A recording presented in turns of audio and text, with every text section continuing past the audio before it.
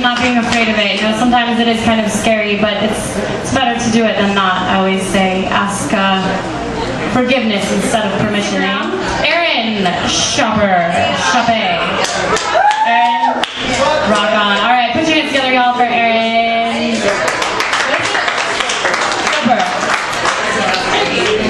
My name is Erin Shopper. Everybody gets it wrong the first time. It's okay.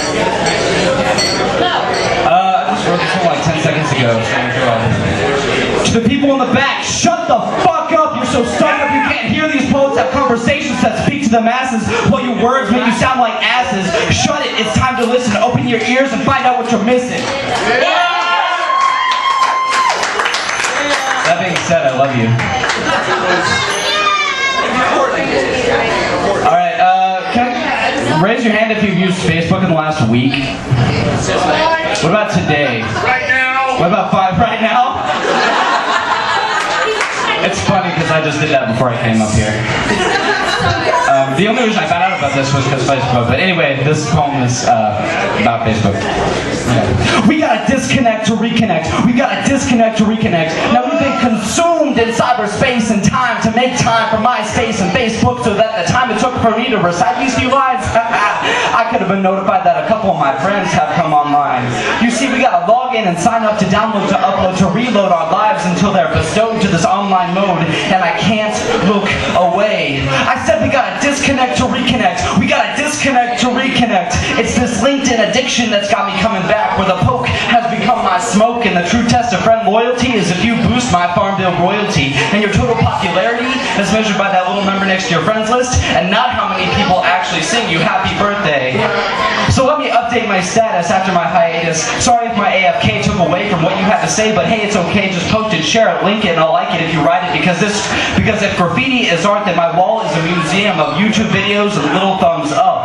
I said we gotta disconnect to reconnect, because we define friend by clicking send in the hopes that the reply will tell us why this is our new standard, and why this social network doesn't work in terms of connecting and sharing, and where my memories are for comments posted on videos shared, and how the only way I'm in a relationship is if it's public knowledge. We gotta disconnect to reconnect. We gotta disconnect to reconnect, because Facebook official has officially ruined the way we see relationships and what our friends are. Shit, I threw down the wrong page.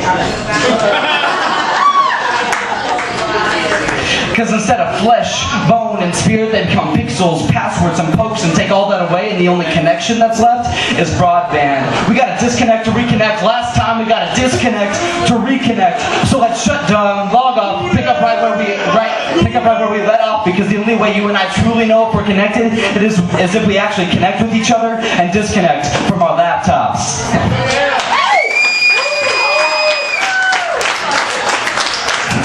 Thank you. This is my first time actually in an open mic night, so I appreciate it. And I will hit the merch, by the way. A little background information. My name's Erin Shopper, but when I'm in California during the summer teaching kids how to sing, they call me Toto, because that's the only thing Kansas people know. Let us hear some gospel. What? Preaching the gospel? Let us hear some singing. If you're teaching kids how to sing, let us hear you sing. I'll get through this poem, and if there's time, I'll sing something for you, okay? Yeah, alright. It's the Michael Jackson. When I was 9 years old, sitting in my 3rd grade class, my teachers asked me the most difficult question you could possibly ask a 9-year-old. What do you want to be? What do you want to be when you grow up?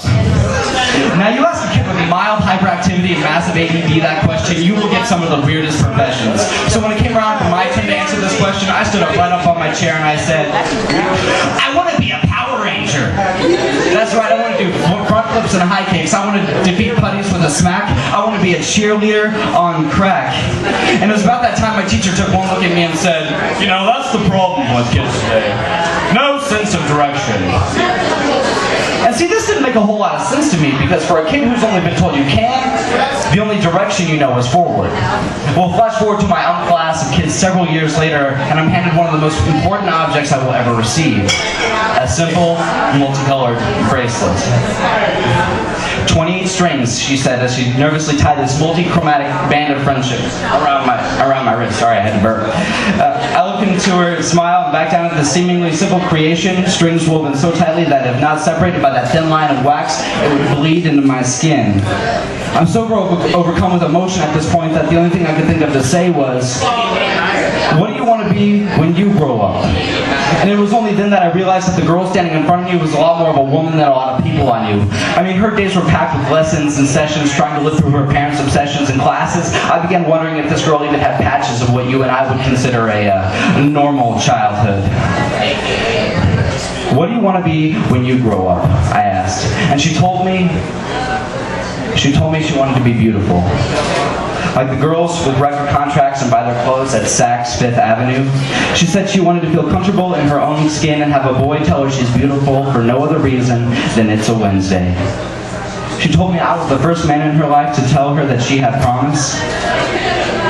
And I told her that that is the problem with kids today. You know, too many directions, because while she was looking forward, her thoughts were pulling her back. And every time she would help herself up, others would tear her down with these sides that they told her she had to be on. So I took one look at her and I said, you know what, sweetheart?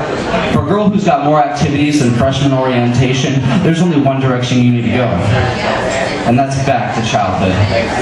Well, on the last day of camp, the same girl walks up to me with an identical bracelet tied around her own wrist. She looks at it, and she looks at me, and she says, you know what, Toto? Toto was my name in camp. Toto, you are my Power Ranger. Thank you. You need never say yeah! Thank you so much, Aaron. That was fabulous. It's a great example of how to get into character and feel it. I love it. Thank you. So he actually just gave me a perfect segue with your little marijuana poem. It was really very classy, very clever. If you take a look at the flyers on your table, this one is for the Medical Marijuana March in Kansas City.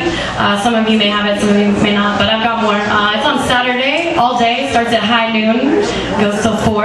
And then there's an after party at this community center, and my little hip-hop group called Phenometron will be performing at midnight.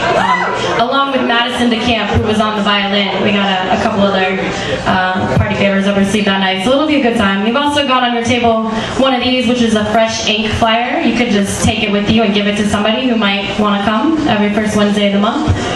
And then you've got an open mic in Kansas City, the Rant and Rave, every second and fourth Wednesday. So that being said,